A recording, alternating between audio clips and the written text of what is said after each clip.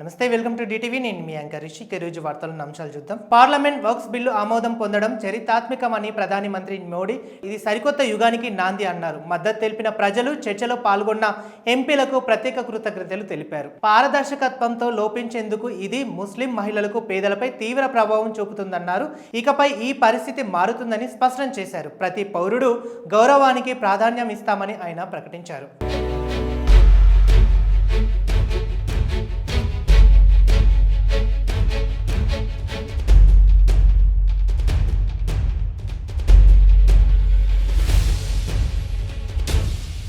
ఆంధ్రప్రదేశ్ రాజమండ్రిలోని బొల్లినేని కిమ్స్ ఆసుపత్రిలో 12 రోజులుగా మృత్యువుతో పోరాడుతున్న ఫార్మసీ విద్యార్థిని నాగ అంజలి మృతి చెందారు. ఇవాళ తెల్లవారుజామున స్ట్రోక్ రావడంతో ఆమె మరణించినట్లు వైద్యులు తెలిపారు. ఓ వ్యక్తి చేతిలో మోసపోయానని గత నెల 23న ఆమె ఆత్మహత్య ప్రయత్నం చేశారు. సూసైడ్ నోటు ఆధారంగా కేసు నమోదు చేసి పోలీసులు నిందితుడిని అరెస్టు చేసి రిమాండ్లోకి తరలించారు.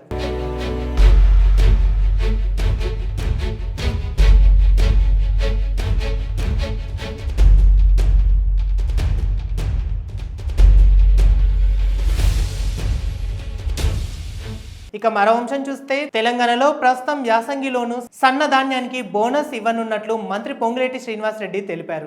ఖమ్మం జిల్లా నాయకనూరులోని ధాన్యం కొనుగోలు కేంద్రం ప్రారంభించి మాట్లాడారు. గత వానాకాలం సీజన్లో క్వింటల్ 500 చొప్పున మొత్తం 1700 కోట్ల బోనస్ అందజేశామన్నారు. దేశంలో రైతులకు బోనస్ ఇస్తున్న తొలి ప్రభుత్వం తమదేనని ఆయన అన్నారు. వరి దిగుబడిలో ఏపీని తెలంగాణ అధిగమించిందని ఆయన పేర్కొన్నారు.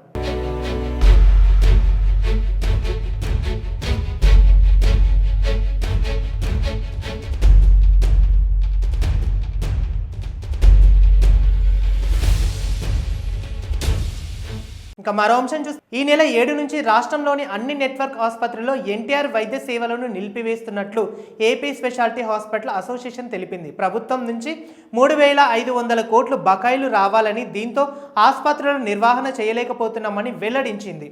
గతేడాది ఏప్రిల్ బకాయి కూడా ఇవ్వలేదని, చేసిన అప్పులు తీర్చలేకపోతున్నామని పేర్కొంది. ప్రభుత్వం నుంచి 1500 కోట్లు మంజూరు చేయాలని కోరింది.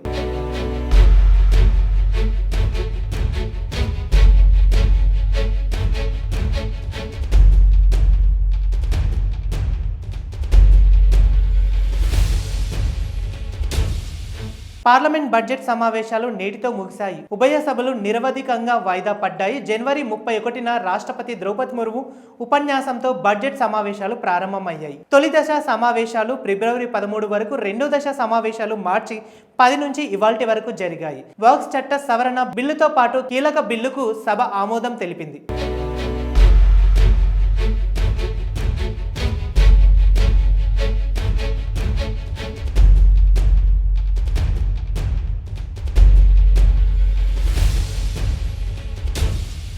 ఇక మరో అంశం చూసి, హెచ్సియు భూముల విషయంలో నిలదీసేందుకు విద్యార్థులు, బీఆర్ఎస్ నేతలు సోషల్ మీడియా వేదికగా ప్రభుత్వం అక్రమ కేసులు పెడుతుందని బీఆర్ఎస్ ఎమ్మెల్యే హరీష్ రావు మండిపడ్డారు. వెంటనే కేసులను ఉపసంహరించుకోవాలని డిమాండ్ చేశారు. ఇలా ఎంతమందిపై కేసులు పెట్టుకుంటూ వెళ్తారు రేవంత్ రెడ్డి గారు?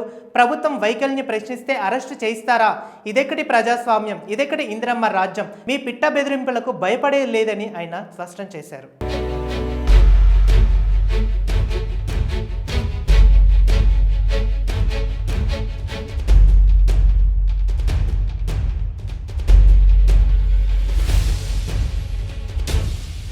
తల్లిపై కేసు వేసిన కొడుకుగా, మేనల్లుడిగా, మేనకోడలి ఆస్తులు కాజేసిన మేనమామగా జగన్ మిగిలిపోతారని వైఎస్ షర్మిల వ్యాఖ్యలు చేశారు. సరస్వతి పవర్ షేర్ ఎంఓయుపై జగన్ స్వయంగా సంతకం పెట్టారని, ఆయన ఇప్పటి వరకు తనకు ఒక్క ఆస్తి కూడా ఇవ్వలేదన్నారు వైఎస్ షర్మిల.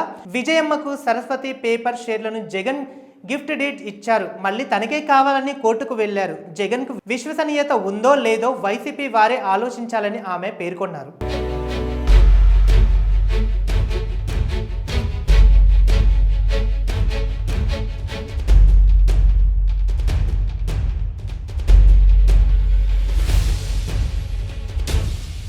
హైదరాబాద్ స్థానిక సంస్థ బీజేపీ ఎమ్మెల్సీ అభ్యర్థి ఎంపికపై ఆ పార్టీ ఎమ్మెల్యే రాజా సింగ్ అసంతృప్తి వ్యక్తం చేశారు. ఈ సందర్భంగా ఆయన పార్టీ పెద్దలు అధిష్టానంపై మండిపడ్డారు. హైదరాబాద్ పార్లమెంట్ పరిధిలో అభ్యర్థులు లేరా అని ప్రశ్నించారు. అధిష్టానానికి సీనియర్ అంటూ ఏపీలో ఈ నెల 17 లోపు కార్యకర్తలు కనబడట్లేదని తీవ్ర స్థాయిలో ధ్వజమెత్తారు. డాక్టర్ ఎన్ గౌతమ్ రావు ఎమ్మెల్సీ అభ్యర్థిగా బీజేపీ బరిలో నిలిపిన విషయం తెలిసిందే.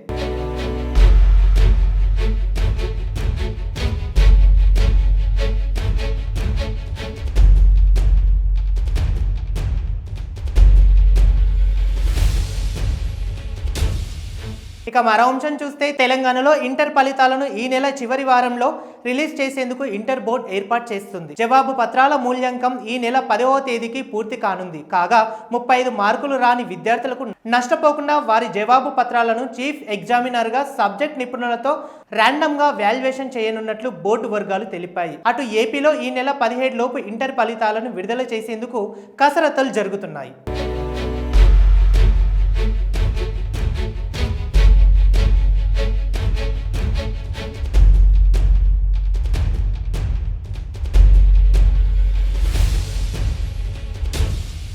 హైదరాబాద్ ఎంఎంటీఎస్ లో యువతిపై అత్యాచార యత్నం ఘటన మరవక ముందే రసూల్ సికింద్రాబాద్ ఎక్స్ప్రెస్ ఓ బాలికపై లైంగిక వేధింపులు కలకలం రేపాయి. ఆ రైల్లో ప్రయాణిస్తున్న బాలిక అర్ధరాత్రి వేళ వాష్రూమ్ కి వెళ్ళగా వెనకాల ఓ వ్యక్తి అందులోకి ప్రవేశించారు. అరగంట పాటు ఆమెను లైంగికంగా వేధించి వీడియోలు తీశారు. రైలు సికింద్రాబాద్ కు చేరుకోగానే బాలిక తండ్రి పోలీసులకు ఫిర్యాదు చేశారు. నిందితుడిపై పోక్సో కేసు నమోదు చేశారు.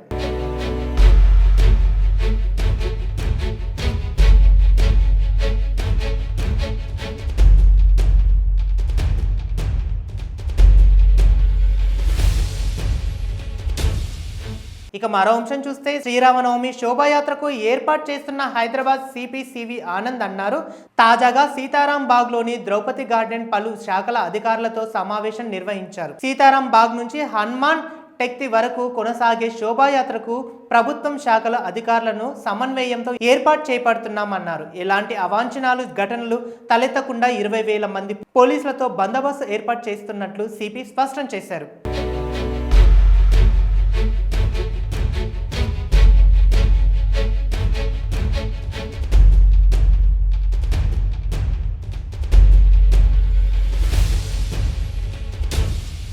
నిన్న తెలంగాణలోని పలు జిల్లాల్లో రికార్డు స్థాయి వర్షపాతం నమోదైంది. గురువారం 8:30 నుంచి రాత్రి 10 గంటల వరకు అత్యధికంగా భద్రాద్రి కొత్తగూడెం జిల్లా ఇల్లందు 13.6 సెంటీమీటర్ల వర్షం కురిసింది. యాదాద్రి భువనగిరి జిల్లా నారాయణపూర్ 10.8 సెంటీమీటర్లు, హైదరాబాద్ హిమాయత్ నగర్లోని 9.9 సెంటీమీటర్ల వర్షపాతం నమోదైంది.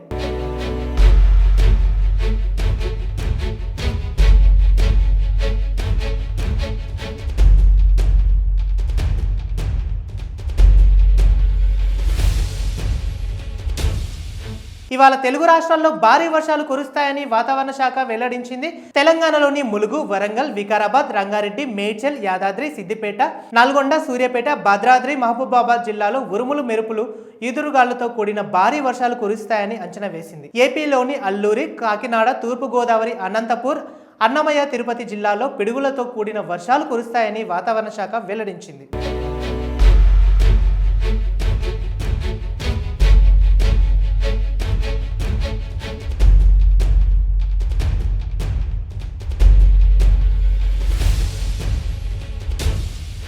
భారత్ స్టాక్ మార్కెట్ ఈ రోజు కూడా భారీ నష్టాల్లో కొనసాగుతున్నాయి. సెన్సెక్స్ 691 పాయింట్లు కోల్పోయాయి. 75.603 నిఫ్టీ 278 పాయింట్ల నష్టంతో 22.97 వద్ద ట్రేడ్ అవుతున్నాయి. హెచ్డిఎఫ్సి, టీసీపీఎల్, హెచ్యుఎల్, ఎయిర్టెల్ పేర్ల లాభాలలో కొనసాగుతున్నాయి. ఓఎన్జీసీ, టాటా మోటార్స్ స్లిప్లోనే ఎరిపెక్కాయి.